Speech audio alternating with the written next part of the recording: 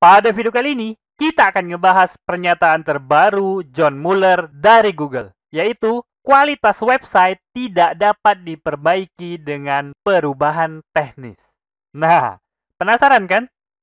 Yuk, simak semuanya dalam video kali ini.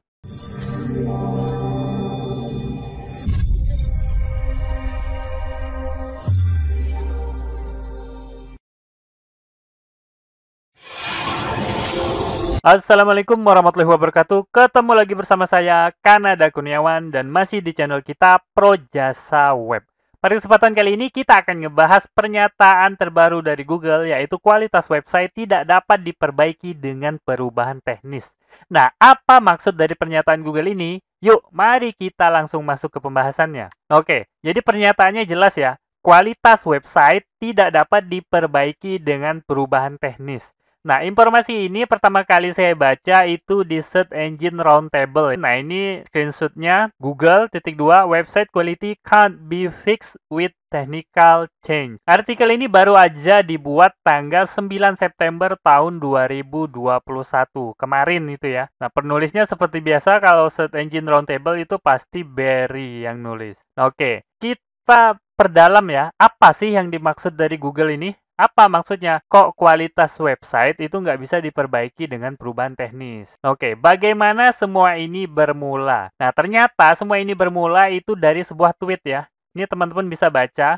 Ada seorang yang bernama Sajal Manji. Dia itu nge-tweet sesuatu mengenai konten dia nggak diindeks oleh Google. Nah, kemudian mention John Mueller. Nah, teman-teman bisa lihat nih ya.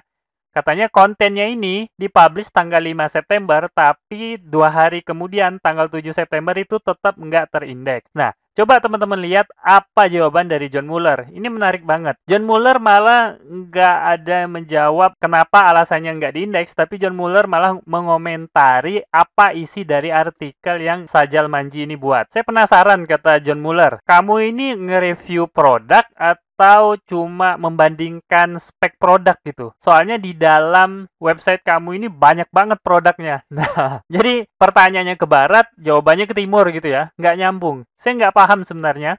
Tapi setelah dibaca, ternyata ada titik terang yang ditemukan ya. Nah, kemudian tweet berikutnya itu menjelaskan bahwa di dalam halaman websitenya punya Sajal Manji ini, div dan span-nya itu pengaturannya agak kurang beres. Kemudian si Sajal Manji bertanya bagaimana cara benerinnya. Nah, kemudian ada orang yang berkomentar lagi bahwa ternyata kemungkinan masalahnya itu pada Elementor. Nah, tapi si Sajal bilang, saya nggak pakai Elementor loh. Nah, tapi kemudian dikomentari lagi, bisa jadi dulu kamu pernah pakai Elementor, karena Elementor itu meninggalkan jejak-jejak yang kurang baik. Nah, gitulah kira-kira. Nah, itu asal mula kenapa John Mueller sampai memberikan pernyataannya. Nah, kemudian di akhir diskusi ini, barulah terlihat kenapa pernyataan John Mueller itu dikeluarkan. Nah, ini ya. Kemudian si Sajalnya bilang, kalau Elementor yang menciptakan masalah ini, kenapa kok baru sekarang muncul masalahnya? Nah, kemudian John Mueller mengakhiri, website quality is not something you can fix with technical change. Artinya, kualitas website itu nggak akan bisa kamu perbaiki dengan perubahan teknikal, perubahan teknis. Nah, kalau kamu pengen melakukan perubahan, maka lakukanlah perubahan secara mendasar gitu ya. Nggak hanya pada teknikalnya aja. Nah, seperti itulah kira-kira kenapa John Mueller itu mengeluarkan pernyataan tersebut. Kalau kita bicara tentang perubahan teknikal atau technical SEO, tentu aja biasanya teman-teman itu selalu bicara tentang Google Page Experience Signal. Nah, teman-teman semua udah tahu ya sinyalnya itu apa aja. Yang pertama tentu aja ada Core Web Vital. Core Web Vital ini bicara mengenai largest contentful paint, kemudian first input delay, kemudian cumulative layout shift. Nah, sekarang sedang marak-maraknya optimasi Core Web Vital. Karena apa? Karena jauh lebih mudah gitu. Nah, paham nggak? Kenapa jauh lebih mudah? Karena Core Web Vital itu mudah diukur. Karena teman-teman bisa langsung ukur di GTmetrix atau PageSpeed Insight, langsung keluar skornya gitu. Kalau teman-teman memperbaiki sesuatu, itu skornya langsung muncul. Nah, inilah kenapa banyak sekali orang-orang menyediakan jasa peningkatan Core Web Vital. Atau banyak sekali SEO-SEO yang berlomba-lomba mendapatkan skor tertinggi untuk Core Web Vitalnya. Nah, kemudian selain itu ada juga mobile friendliness, kemudian penggunaan HTTPS, dan no intrusive interstitial. Nah, ini semua page experience ya. Dan ini semuanya adalah perubahan teknis. Artinya, teman-teman, kalau ingin mengubah kualitas website secara keseluruhan, jangan hanya fokus pada page experience-nya, atau jangan hanya fokus pada perubahan teknis seperti ini. Core Web Vital, mobile friendliness, HTTPS, dan lain sebagainya.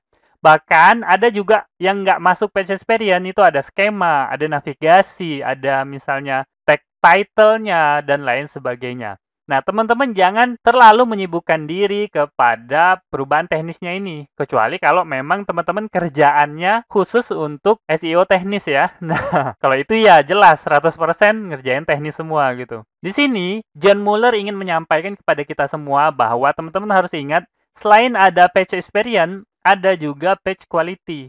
Artinya teman-teman nggak perlu fokus terlalu banyak kepada perubahan-perubahan teknis, tapi fokuskanlah usaha teman-teman itu pada kualitas kontennya. Nah, tapi kalau kita udah ngomongin kualitas konten, tentu pada bingung ya, apa itu kualitas konten gitu. Saya sebenarnya belum pernah buat video ya mengenai konten berkualitas, tapi pada dokumentasi Google itu ada dijelaskan mengenai ciri-ciri konten yang berkualitas. Oke. Tapi sebelum kita ngomongin tentang konten berkualitas dari Google, mari kita lihat konten yang diadukan atau dikeluhkan oleh Sajal Manji tadi. Nah, ini merupakan halaman web yang dikeluhkan Sajal Manji. Nah, sepertinya kayak halaman web biasa, tapi memang ada yang aneh di sini ya. Kalau teman-teman baca, ini cuma penjelasan singkat mengenai produk yang ditumpuk gitu ya, beberapa produk, kemudian dijadiin satu artikel.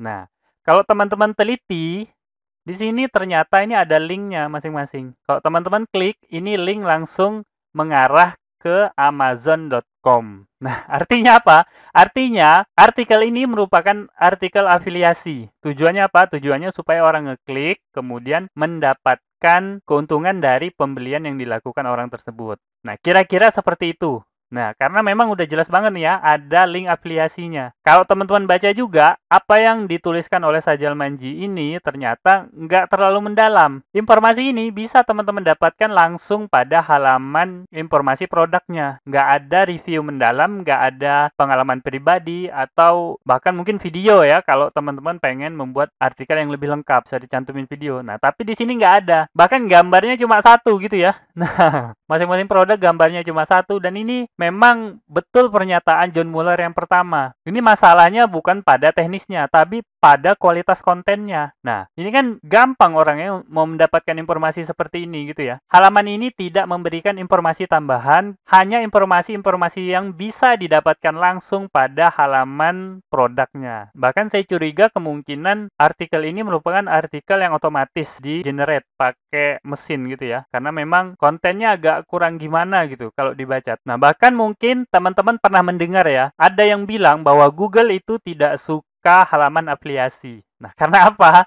Nah, bukan nggak suka halaman afiliasi, Google itu nggak suka pada konten yang tidak berkualitas. Nah, seringnya kalau orang bikin konten untuk afiliasi, kontennya itu nggak berkualitas. Nah, seperti ini gitu ya. Cuma copy paste dari halaman produk, ditambahin tulisan sedikit, kemudian udah gitu kan. Nah, ini tidak memberikan manfaat apapun atau nggak memberikan manfaat yang lebih. Jadi ada banyak halaman website yang menyediakan informasi seperti ini. Nah, teman-teman, kalau pengen bikin yang bagus, maka teman-teman harus menyediakan value atau manfaat lebih banyak daripada halaman website yang lain, nggak hanya copy paste.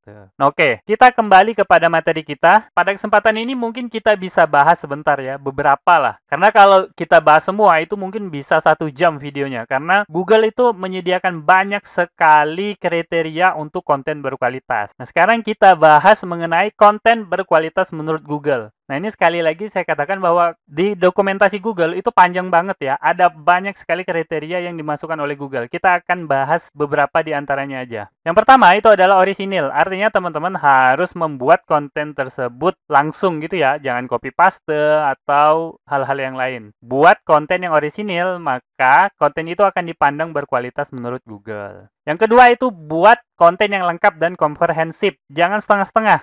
Kalau mau bikin lengkap ya lengkap sekalian. Dan komprehensif, jangan sampai ada bagian yang teman-teman tinggalin sehingga membuat kesalahpahaman dari pembaca. Yang ketiga itu adalah kaya value. Artinya teman-teman memberikan banyak sekali nilai pada konten teman-teman. Mungkin teman-teman bisa menyertakan video di dalamnya, ada banyak gambar yang menjelaskan tentang artikel teman-teman dan lain sebagainya. Nah, ada banyak caranya ya. Pokoknya teman-teman usahakan sebaik mungkin untuk menyediakan value untuk para pembaca. Yang keempat, tentu aja judul yang baik. Judul yang baik itu tentu aja tidak membohongi pembaca gitu ya, bukan clickbait. Dan judul yang mendeskripsikan konten teman-teman. Yang kelima itu layak dibagikan. Kalau orang-orang membaca konten teman-teman, mereka itu bersedia membagikan. Nah, gimana caranya? Nah, itu ada trik-triknya ya. Nah, itu bisa teman-teman cari. Bagaimana sebuah konten itu jadi kebanggaan bagi orang untuk membagikannya. Nah, kemudian layak jadi rujukan. Nah, tentu aja untuk layak jadi rujukan, konten teman-teman itu harus benar-benar valid dan jelas sumbernya. Yang ketujuh, dapat dipercaya. Nah, itu jelas dapat dipercaya ini sumbernya jelas, siapa yang ngomong, dari mana teman-teman mendapatkan informasi. Nah, itu harus teman-teman perhatikan. Yang kedelapan, ini poin terakhir yang akan kita bahas itu adalah ditulis oleh ahli atau orang yang memahami topik dengan baik. Artinya kalau teman-teman itu dalam suatu blog biasanya ngomongin tentang ikan, tapi tiba-tiba ngomongin tentang perumahan gitu, tentu aja konten teman-teman dianggap konten yang kurang berkualitas. Karena dianggap teman-teman ini udah ahlinya mengenai ikan, tapi kok ngomongin tentang perumahan gitu. Tentu aja agak aneh. Nah, kalau teman-teman biasa menulis mengenai seputar game, terus tiba-tiba ngomongin tentang digital marketing, itu agak aneh. Jadi, teman-teman kalau pengen menulis, maka jadilah seorang ahli atau minta seorang ahli untuk membuat konten. Memang ini perlu pertimbangan ya, apalagi kalau perusahaan besar, harus ada pertimbangan yang matang karena ini menyangkut tentang budget ya. Kalau seorang ahli disuruh nulis itu kan tentu budgetnya akan jauh lebih besar ketimbang orang biasa disuruh nulis gitu. Tapi yang jelas, beginilah Google memandang konten yang berkualitas. Nah, dan ini hanya sebagian aja, nggak sampai setengahnya gitu ya. Ada banyak sekali poin yang disampaikan oleh Google dan ada banyak sekali penjelasannya. Kita sampai kepada simpulan. Jadi simpulannya, yang pertama itu adalah ada page experience, ada page quality. Teman-teman jangan hanya fokus pada experience, tapi kerahkan lebih banyak usaha teman-teman untuk page quality-nya. Tingkatkan kualitasnya gitu. Nah, teman-teman harus menggunakan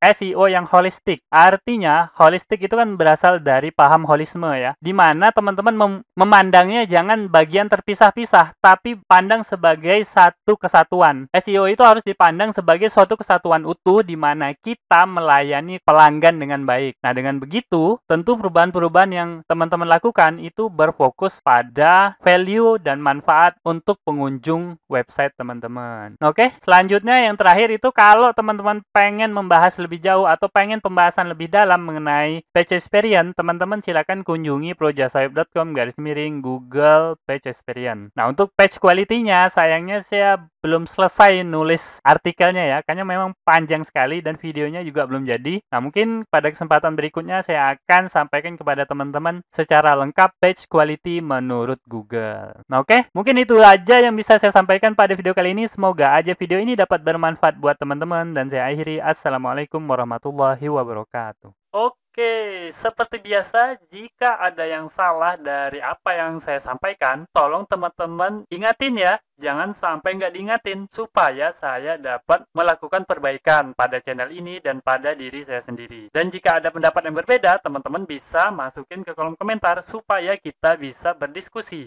Jika ada masukan, teman-teman jangan sungkan untuk menyampaikannya, karena saya sangat terbuka dengan segala macam masukan. Dan jika teman-teman memiliki usulan pembahasan, cantumkan juga di kolom komentar, supaya semua usulan teman-teman dapat saya wujudkan dalam bentuk video. Buat yang belum tahu, video ini adalah bagian dari program Akademi Projasa Web, tempat di mana teman-teman bisa belajar digital marketing secara gratis. Caranya mudah, cukup kunjungi projasaweb.com/akademi. Ada ratusan artikel dan video yang dapat teman-teman pelajari. Jika ada pertanyaan mengenai materi, teman-teman tinggal hubungi saya melalui email info@projasaweb.com. Gratis tanpa biaya apapun. Harapannya dengan program ini semakin banyak orang yang memahami digital marketing. Saya percaya jika semakin banyak orang yang paham digital marketing, maka ekonomi kita juga akan semakin baik. Yuk dukung program ini dengan cara subscribe dan share video ini, serta mengunjungi Projasa Web Academy.